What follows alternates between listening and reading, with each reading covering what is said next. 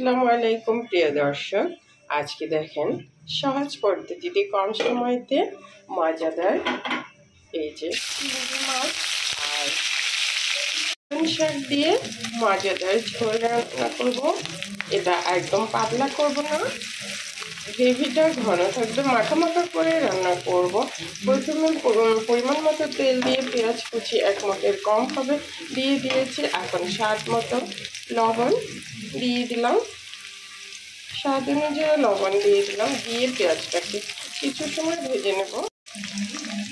পেঁয়াজ ভাজা হয়ে গেলে চিংড়ি মাছ দিয়ে দিয়েছি। চিংড়ি মাছটা একটু ভেজে নিলে সুন্দর একটা স্মেল পাওয়া যাবে। আদা আর রসুনের পেস্ট 1 টেবিল চামচ দিয়ে দিলাম। এখন কাঁচা স্মেল চলে যাওয়া পর্যন্ত ভেজে নেব।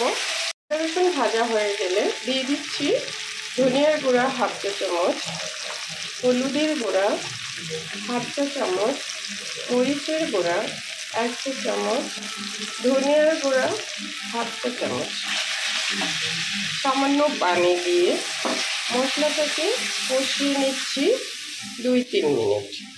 পর্যায়ে দেখেন মশলা কষানো হয়ে গেছে, মশলা থেকে তেল সেপারেট হয়ে গেছে আর চিংড়ি থেকেও খুব সুন্দর স্মেল পাচ্ছি। এই পর্যায়ে আমি এই যে পালং শাকগুলো দিয়ে দিচ্ছি।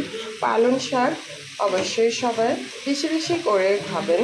ইউরিন প্রবলেম যাদের রয়েছে তারা পালং শাক অবশ্যই খাবেন।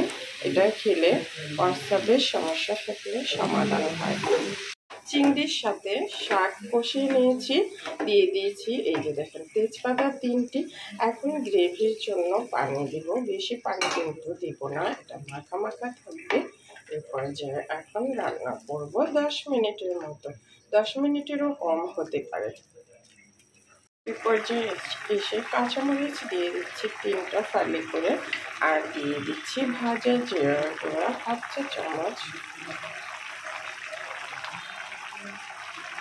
দিয়ে এখন মিশিয়ে নিচ্ছি। এই যে রান্নাটা আমার দেখেন কমপ্লিট। এটা কিন্তু গরম গরম ভাতের সাথে অসাধারণ ছিল খেতে।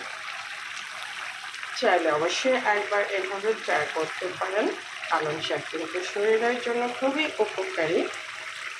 আজকে তাহলে বিদায় নিচ্ছি। অবশ্যই একবার চিংড়ি দিয়ে পালং শাকের এই মজাদার মাখা মাখা ঝোলটা ট্রাই করবেন। সবাই ভালো থাকবেন, সুস্থ থাকবেন। আল্লাহ হাফিজ।